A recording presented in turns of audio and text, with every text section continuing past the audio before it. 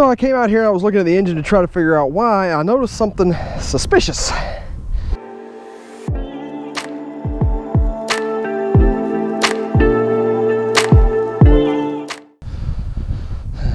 Today on 316 Autos, we are getting the Mustang ready for inspection. So in the state of Texas, anything over 25 years old goes to safety only. So we need some basic safety items for this car. It's basically lights, wipers, horn, emergency brake, seat belts, tires, and I think that's it. Just the basic safety stuff. And the one problem on this is the car had no lights on it at all when I got it. Now I've already fixed the brake lights and the headlights on it, but we still got to do front corner lamps and rear backup lights, stuff like that. So here we go.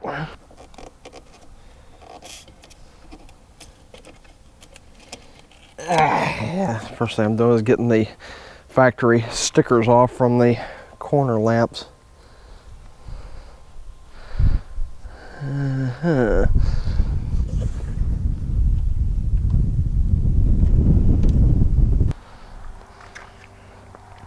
yeah, we're just going to take this bulb right here, and Ford's got these little clippy things that go in that hold it in place. Probably gonna have to pop out of there.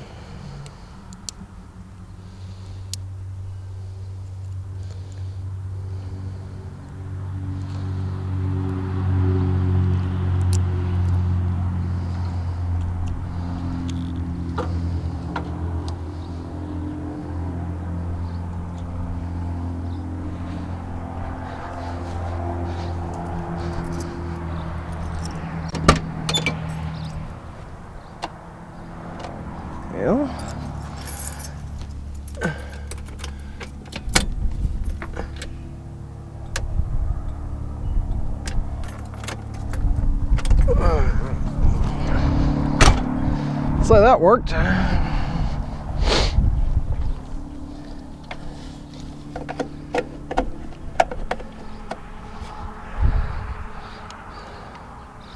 And as you can see, that just kind of goes down in there and bolts into place. Same thing on this side.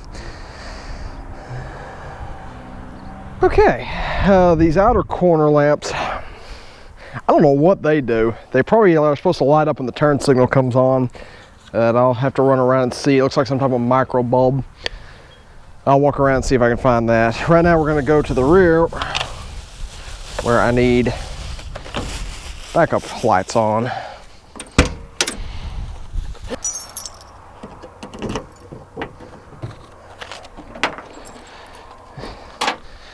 And because the spring's missing, we use the mighty PVC pipe as a deck lid piece.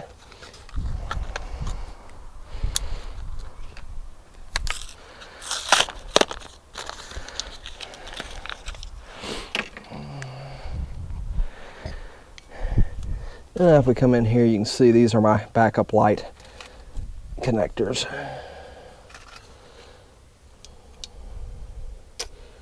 Where we put that in there.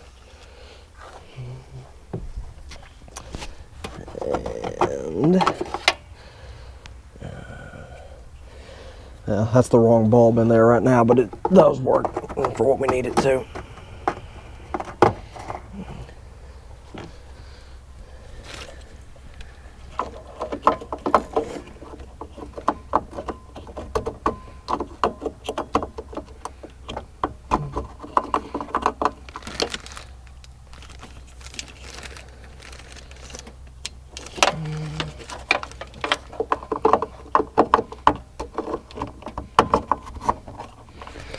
There we go. Hey, we're good.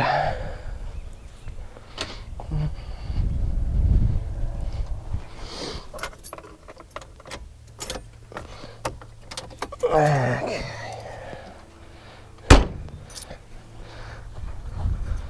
So that's the bulb part of the program done with. We've got it set up to where we can pass inspection now. So now we're moving up here to the engine bay where I saw something intriguing.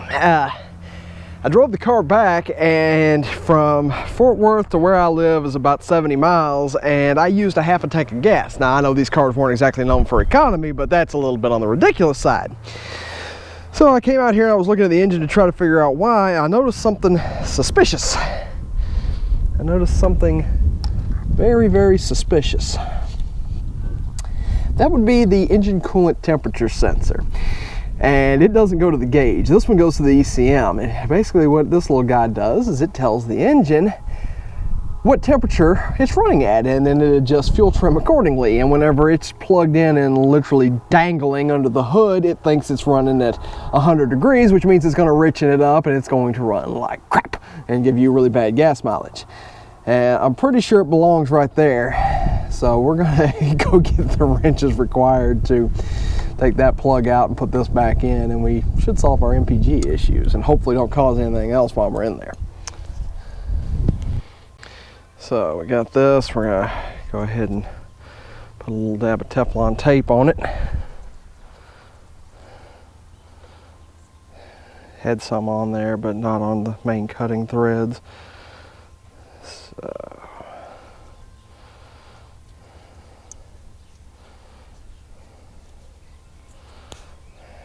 ahead and get that on there.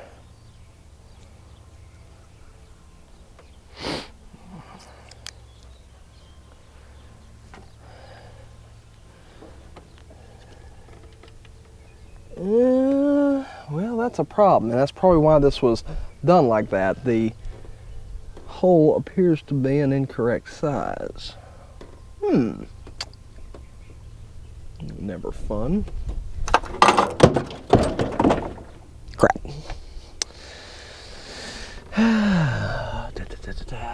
Let's see. Yeah. Alright, I'm gonna have to see if I can run down an adapter that'll fit this. I'll be right back. One adapter, courtesy of my old Phytech kit.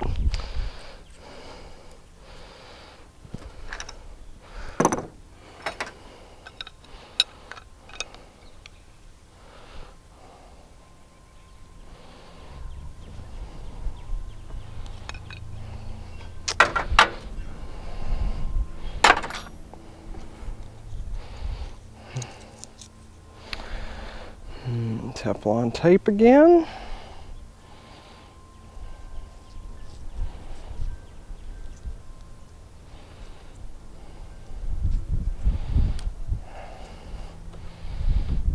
Okay.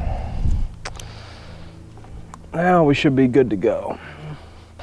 Really hard to see where I'm working here, but right there is that plug that's going to be coming out of there.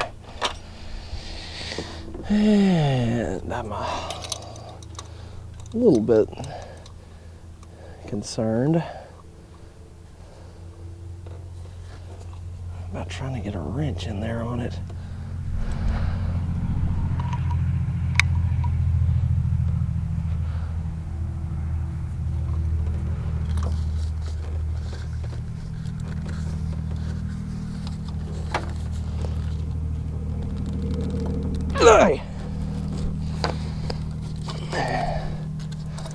It wasn't as tight as it could be, so that's always nice.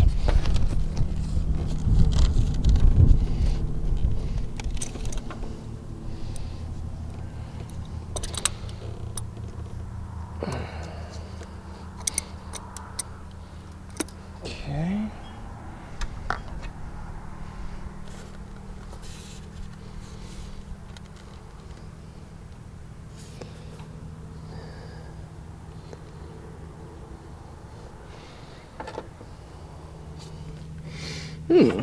I see no water down in there. I better check that.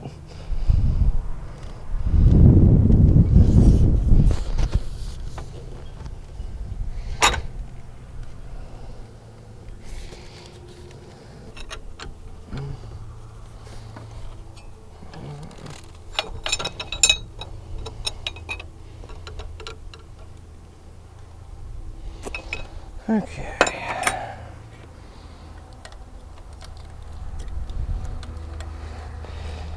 and this is a lovely thing that Ford always does. You get two connectors that are identical, literally 2 inches from each other. So which one is which? This is the one that was plugged into, but that one don't hardly want to reach. So I'm going to go out on a limb and say this one's probably the correct one.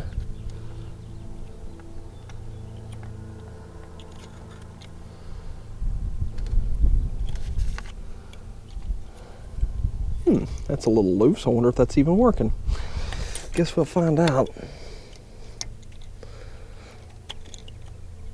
Yeah. Could be wrong, you know.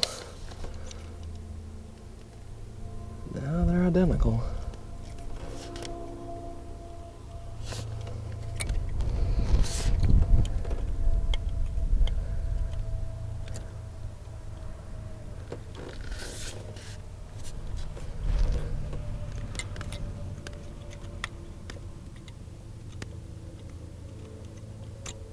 Yep. So yeah, I'm gonna stab that one on. I'm gonna assume it's the right one. And we all know what assuming does. Okay.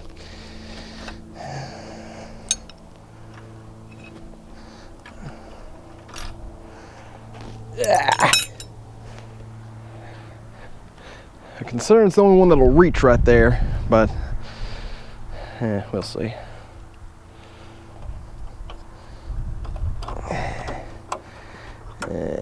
And it's bone dry. I drove this car 70 miles home and it's bone freaking dry. That's just great.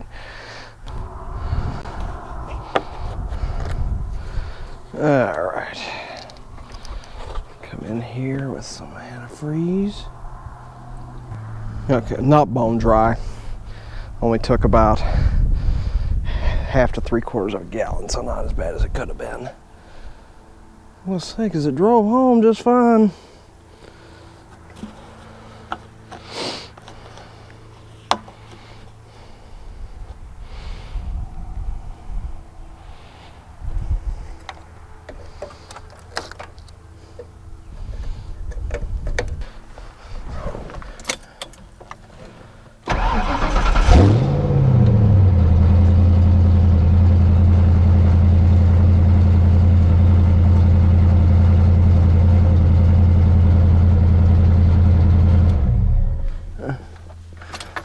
Okay, check engine light immediately popped, which tells me that the connector is wrong up here.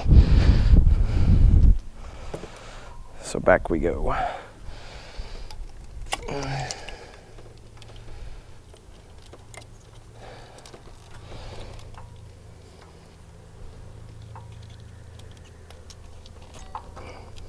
Okay.